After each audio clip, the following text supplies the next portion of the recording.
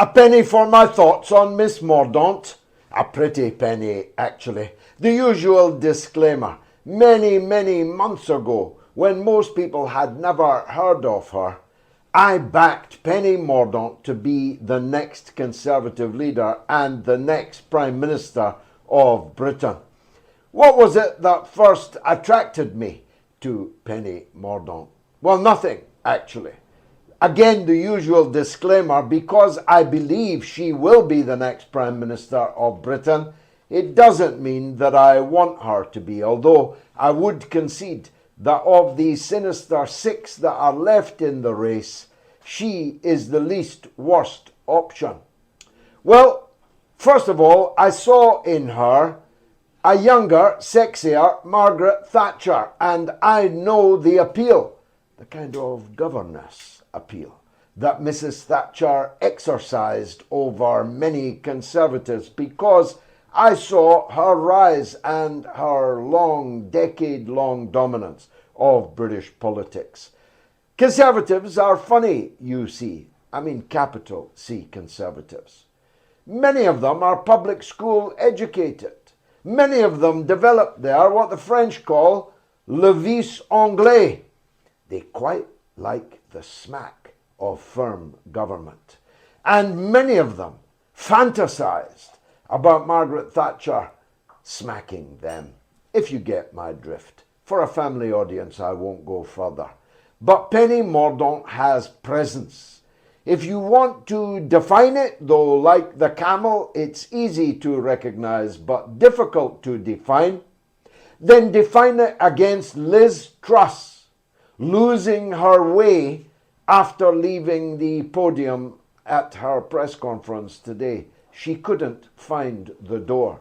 She looked slight, startled, out of her depth. Penny Mordaunt isn't like that. She's a naval officer, a Royal Navy Reserve officer. She represents a Portsmouth military-industrial complex constituency.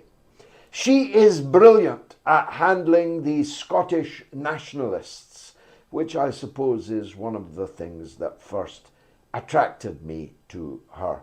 She squashes them like mice, like Margaret Thatcher used to do with some of her critics.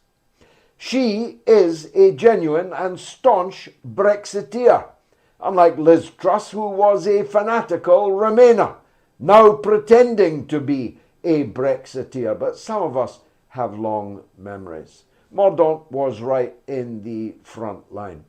Now, it's true that some people are saying that she's too politically correct on certain gender-related issues, but that's balls, if you will forgive me. She's said and done nothing that would attract the epithet woke. It's a measure of how desperately scared of her both the far right and the far left of the Conservative Party are of her that they are scraping the barrel to find things to attack her with. Mordaunt is, in economic terms, a dry, not a wet. And in foreign policy terms, she's a warmongering hawk, just like all the others. She voted strongly for every military intervention that there has been in the time that she's been in Parliament, which is not long, but considerably longer than Rishi Sunak. And for all the reasons I've given, and many more, if she gets into the final ballot against Rishi Sunak, she will wipe the floor with him. Because knowing the Conservative Party as I do, they would prefer a peaches and cream new Margaret Thatcher to a brown Blair, which is exactly what Rishi Sunak is.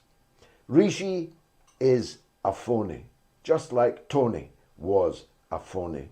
Liz Truss is the surgical device, and she looks in such pain as if she was actually wearing one. Mordaunt has poise, sophistication.